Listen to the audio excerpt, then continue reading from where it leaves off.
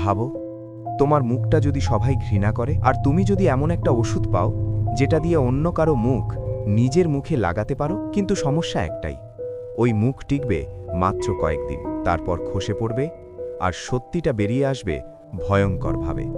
আজকের গল্পটা শুধু সায়েন্স ফিকশন না, এটা সৌন্দর্য, লোভ আর পাগলামির এক ভয়ঙ্কর যাত্রা। লিং ওয়েই নামের এক জেনেটিসিস্ট, মুখে বিশাল জন্মদাগ। সে চায় তার মেয়েকে যেন এই অভিশাপ না বইতে হয়। জীবনের সব গবেষণা ঢেলে সে তৈরি করে এক স্কিন গ্রোথ সিরাম, কিন্তু টাকা নেই, তাই নিজের মুখেই পরীক্ষা। প্রথমে কাজ করছিল, প্রাণীর চামড়া তার মুখে মিশে যাচ্ছিল দ্রুত, সে খুশিতে কাঁপছিল। কিন্তু কয়েক সেকেন্ড পর চামড়া থামেনি, বরং পুরো মুখ ঢেকে ফেলে। সে নিঃশ্বাস নিতে না পেরে ধীরে ধীরে মৃত্যুর দিকে এগিয়ে যায়।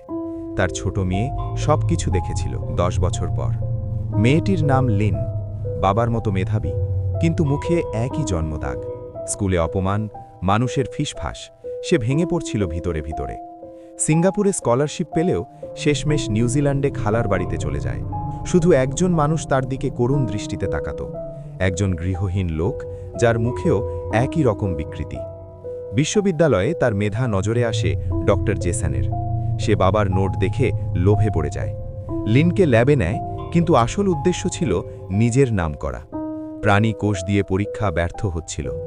একদিন লিন উদ্ভিদ কোষ নিয়ে ভাবতে শুরু করে।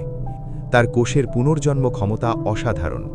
রাতে লুকিয়ে ফুল সংগ্রহ করে, তৈরি করে গোলাপি রঙের নতুন সিরাম। নিজের শরীরে পরীক্ষা, আর অবিশ্বাস্যভাবে সফল।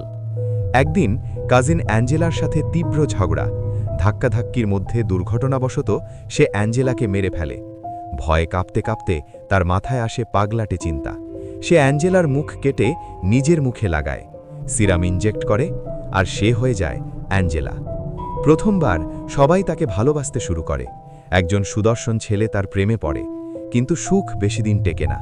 কয়েকদিন পর তার মুখ খসে পড়ে প্রেমিকের সামনে। ছেলেটি আতঙ্কে পাহাড় থেকে পড়ে মারা যায়।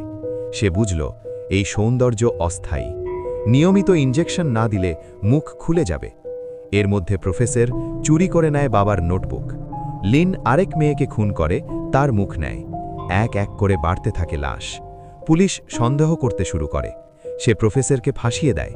শেষে সে প্রফেসরকে ধরে ফেলে, বেঁধে প্রাণীর চামড়া লাগায় তার শরীরে। অস্থিতিশীল ওষুধ ইনজেক্ট করে।